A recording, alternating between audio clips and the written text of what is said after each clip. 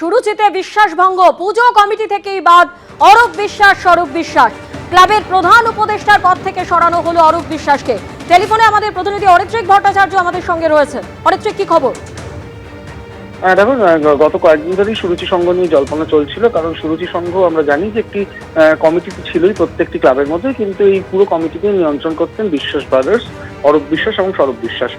সুরুচির প্রধান উপদেষ্টা ছিলেন অরূপ বিশ্বাস এবং সম্পাদক ছিলেন স্বরূপ বিশ্বাস।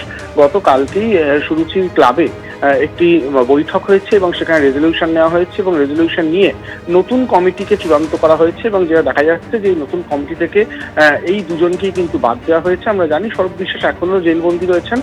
অরূপ বিশ্বাসের নামেও বেশ কিছু মামলার চৌঠা মেয়ের পরেই কিন্তু আমরা দেখেছি হতে, এবং পরিস্থিতি এমন দিকে গড়ায় যে সুরুচিতে কিন্তু স্থানীয় মানুষ যারা রয়েছেন তারা একদিন ঢুকে পড়েন, সেখানকার ক্লাবের ভেতরে ইনফ্রাস্ট্রাকচার সবকিছু নিয়ে প্রশ্ন ওঠে। সার্বিকভাবে যেটা দেখা যাচ্ছে, নতুন কমিটি তৈরি হয়েছেন সৌরভ শিকদার, যিনি উত্তর দমদমের বিধায়ক, যদিও নিউ আলিপুরের স্থানীয় বাসিন্দা এই মুহূর্তে, গত 10 বছর ধরে রয়েছেন। তিনি এই কমিটিতে রয়েছেন এখন সম্পাদক হিসেবে।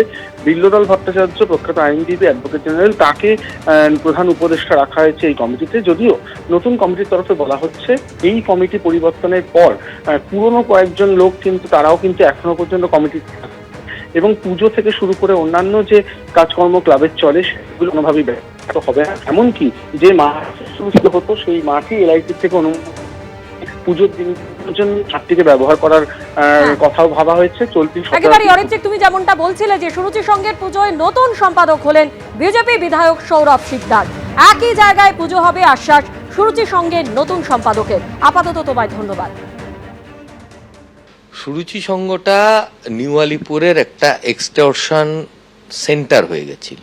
তারপরে যখন সাধারণ মানুষ ওখানে দরজা ভেঙে ঢোকে তখন দেখেছেন ওর মধ্যে কি কি কার্যকলাপ ধরা পড়েছে। সেখানে বেডরুম ছিল 5 স্টার হোটেলের মতো। তো আমরা সবাই এটার প্রতিবাদ করে আসছিলাম শুরুর থেকে, কিন্তু তখন যেহেতু প্রশাসনকে দিয়ে ভয় দেখিয়ে আটকে রাখা হতো, সেই জন্য সবাইকে নিয়ে সহমত জানিয়ে একটা নতুন কমিটি করা হয়েছে।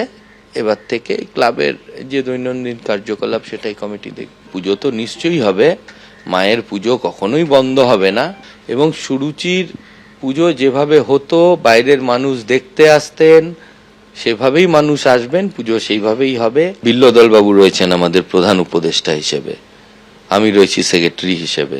এটা দেখুন, বড় নাম বা বড় নামে ছোট নামে কিছু আসে যায় না।